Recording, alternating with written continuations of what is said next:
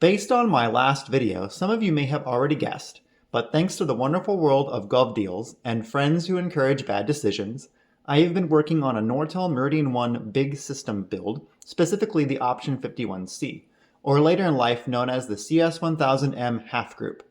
I'm planning on doing a more in-depth tour of the build later, but while getting the configuration built out, I stumbled across a feature called Emergency Services Access, or ESA. This is a feature that provides control on how emergency calls, aka 911 in the US, are handled. One of these features is specifying a notification directory number. I wanted to quickly demonstrate what that looks like. On the left, I have an M2616 configured with the on-site notification DN. On the right, I have an analog set in which I will be placing my fake 911 call. So I'm placing the call. Set goes into alarm. This key is flashing. This is the on-site notification. You press it.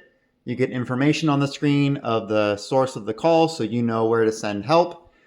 Gives you the calling name if defined, number dialed, which in this case is 933, the DN of the source of the call, which is 2002 on this case, the description of the DN, which is just phone one, because that was the default when mass creating DNs when I was testing earlier.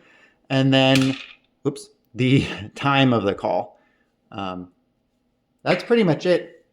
I thought that was pretty neat. I think typically you would have this defined on like an attendant console, which I do not have. Should have put that on my Christmas list, but eventually we'll get there.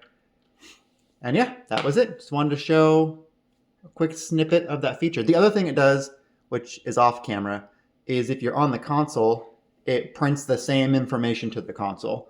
One of the things the manual clearly defines is you can configure what's called a misdial like grace period.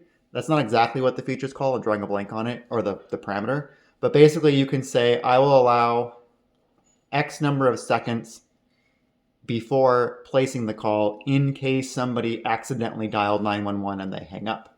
But there's a big warning that says, this can result in incomplete calls to emergency services. So it'll print that to the console.